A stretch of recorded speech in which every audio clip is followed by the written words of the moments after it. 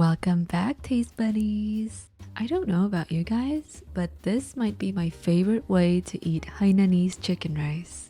I know that it's not the most authentic, but it is my go-to version and I honestly prefer it this way. It's boneless, tastes great, and best of all, the chicken skin is crispy, not poached. Who could say no to that? Without further ado, let's dive in. First, preheat your oven to 350 degrees Fahrenheit. Slice the ginger thinly. Divide the scallions into two parts, one half for the chicken broth and the other for the scallion and garlic oil. For the broth, cut the scallions lengthwise. For the topping, slice the remaining scallions thinly and set aside. Then, divide one bulb of garlic into two, one half for the rice and the other half for the topping. Mince them finely and set aside. Now let's prep the chicken. Even though I said boneless chicken thighs earlier, we actually need the bones to make the chicken broth for the rice. You can also use chicken quarters. Start by removing the chicken skin from the thighs. Pull the skin from a corner until you feel some resistance towards the end. Then use a knife and cut the skin off. Trim off any excess and save the scraps for later. Place the skins on a lined baking tray. Season lightly with salt, and cover with another piece of parchment. Add a second tray on top to weigh it down and keep the skin flat while baking. Bake the skins for 30 minutes at 350 degrees Fahrenheit or until they're golden and crispy.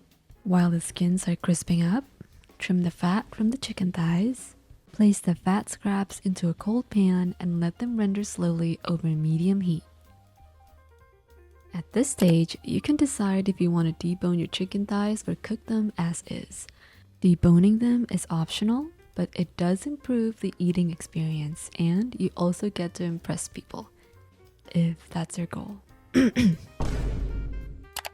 debone, make an incision along the bone and carefully separate the meat.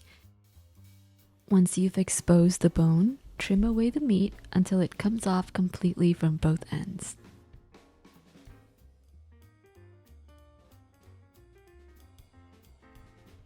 Put the chicken thighs and bones into a pot and boil with the chopped ginger and scallions.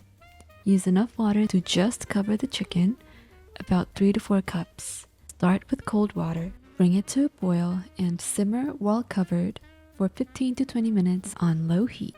Don't forget to season with salt and pepper. While the broth is cooking, let's check on the chicken fat. Look at how much fat that has been rendered out. Remove the scraps. Add the minced garlic or the rice to the pan and stir fry until golden brown. Add 2 cups of rinsed jasmine rice and fry for another 3 to 5 minutes. Then transfer it to the rice cooker pan. Our chicken skins should be done by now. They look like delicious stained glass windows. I have to use all my willpower to not eat them straight away. You see all that chicken fat on the parchment? Don't throw it away.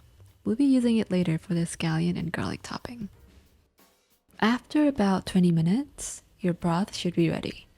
Remove the chicken first, then measure out about 3 cups of broth for the rice. I like to include the aromatics, but that's optional. Reserve about half a cup of broth for the light soy dressing. If your chicken thighs aren't deboned, you can continue cooking them with the rice.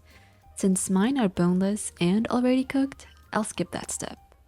Cook the rice as usual according to your rice cooker settings.